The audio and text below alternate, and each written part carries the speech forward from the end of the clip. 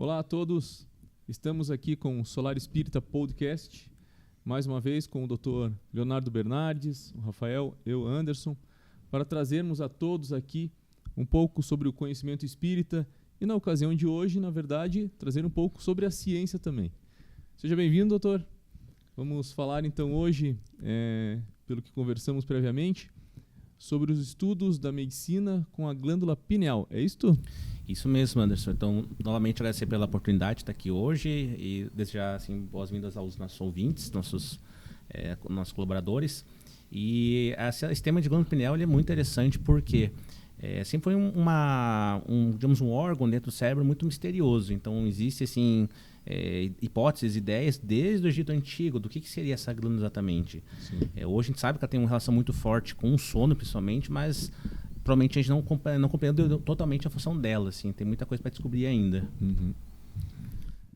E a medicina, no caso, está fazendo estudos correlacionados, né? Dá para fazer esse link aí. Nós já falamos num outro programa aqui com o Dr. Léo sobre um estudo que foi feito da mediunidade e a genética, né? E tem alguma relação desse estudo do podcast anterior que nós falamos com a pineal?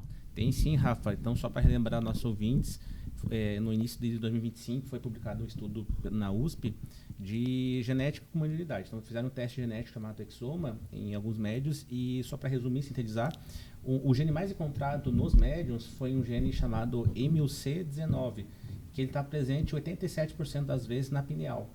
E aí que começou o nosso link, inclusive nossa conversa, nossa ideia de dar uma aula, porque o espiritismo já falava há pelo menos 60 anos sobre a epífise, que é a pineal, são sinônimos.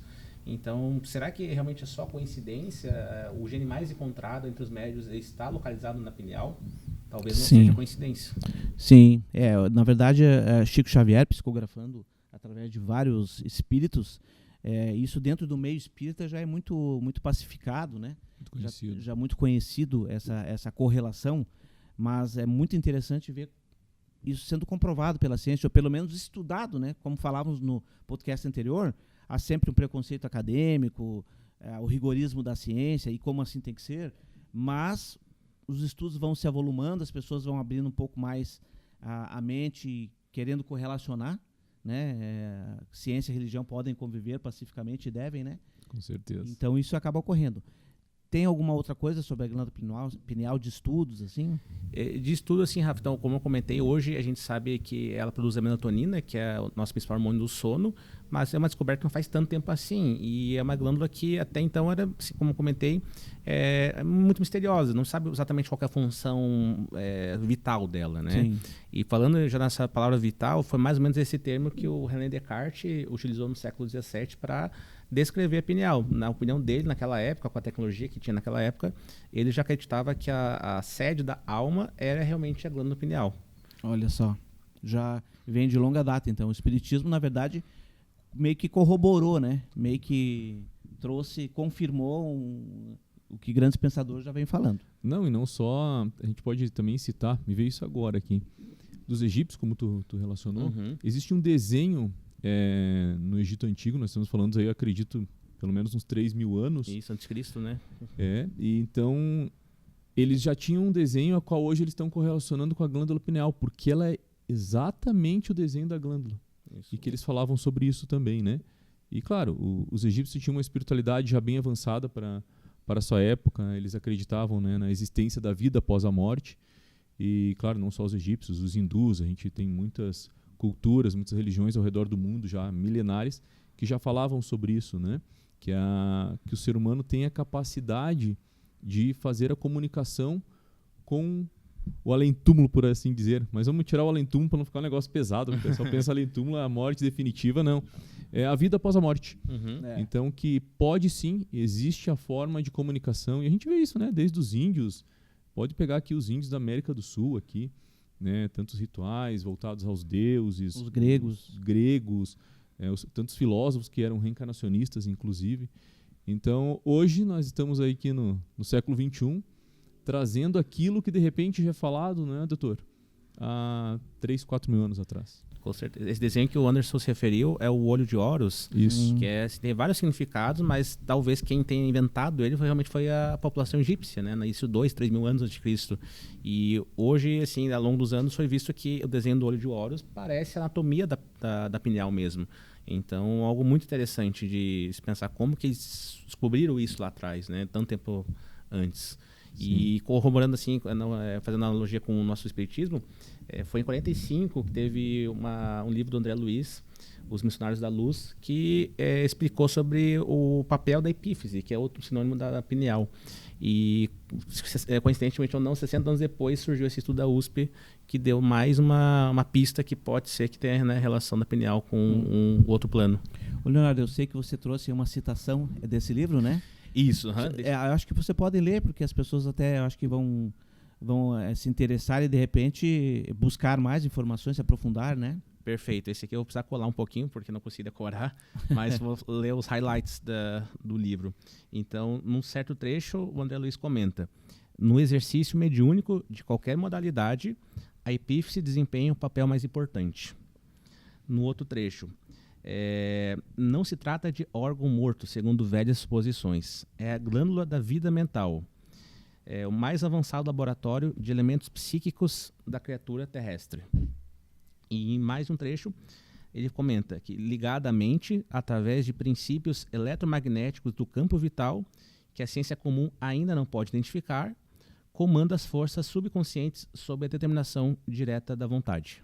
Exatamente, esse trecho que a ciência ainda não pode, e a ciência agora... Eu sempre, nós que somos leigos, né, a gente sempre ouve falar assim, a pineal não tem função. Né, ela está ali, parece que, né, a ciência dizia, a medicina não tem função. Se está ali, dentro da minha leiguice, né, Anderson, se está ali, ela tem que ter uma função. Exatamente. Né? Acho que nada do corpo que, se não está, atrofia, né? E se pela lei da seleção natural vai modificando o organismo. Vai modificando, né? O organismo, se não tem função, ela acaba, né? O que você tem a dizer isso, Léo? Você que é o neuro expert. Eu concordo, acho que, como eu mencionei, tem muito a descobrir ainda. Na minha opinião particular, acho que não é só a melatonina que ela produz, acho que tem muito mais para a gente descobrir. E como o próprio Rafa comentou, assim, a biologia humana é muito inteligente, então se fosse algo realmente sem função, a própria evolução humana já conseguiria, assim, eliminar, digamos assim, esse órgão, né, que não seria útil para a gente. Mas chama a atenção, assim, com que desde lá atrás as populações mais antigas já ficavam pensando e estudando sobre pineal. Já levantavam um interesse, né? Porque todos falavam coisas parecidas, assim, né? Então, exatamente. Por que será tanto interesse e tanta similaridade nos estudos, né? E naquela época não era globalizado, então eles não tinham contato um com o outro. E eles tinham sempre essa noção. De onde eles tiraram isso, se a gente pensar? Até pela questão biológica, né? Os estudos são muito mais recentes do que a gente já vê nas estações. Eu acho que estamos chegando no nosso encerramento, né? Eu não sei se o Léo, que coisa, para nós é difícil. É a formalidade, né? Se o Léo quer acrescentar alguma coisa para encerrar, né, Anderson? Eu acho que é reforçar isso que a gente comentou, que o Rafa mencionou, é muito importante, de não excluir mediunidade e consciência. Não são situações antagônicas, muito pelo contrário, são complementares. E assim como a gente comentou no outro podcast do estudo da USP, a gente espera que nos próximos anos surjam novos estudos, de repente algum focando mais na pineal, com ressonância magnética mais avançada, estudos mais, assim, modernos, que possam já entender qual que realmente é a função dessa glândula no nosso organismo. Quem sabe se o doutor... Agora eu vou chamar o doutor Léo Bernardes faz um estudo aqui. Pois é. Pode ser uma ideia. Você tem o interesse nesse tema, tem a formação acadêmica, não é uma ideia? É uma hipótese, Não, e deixamos aqui o convite aos cientistas que queiram estudar um pouquinho, porque a gente cita aqui, mas isso está em toda a doutrina espírita, que tem centenas, na verdade tem milhares de livros, né? Então só Chico Xavier teve mais de 400 livros. E falando sobre diversos assuntos, inclusive sobre biologia, medicina. Então um convite aos cientistas que leiam essa questão que nós temos hoje. Tem um vasto material hoje sobre isso no espiritismo. Quem sabe é um ponto de partida para estudar algo novo, como aconteceu com a glândula pineal. E com o estudo da USP ali, né? E com o estudo da USP, né? Um estudo sério. E claro, a gente está falando da USP, a gente, né? Não desmerecendo nenhuma outra universidade, mas a gente sabe do estudo sério que é conduzido. É isso, meus queridos amigos. Com certeza.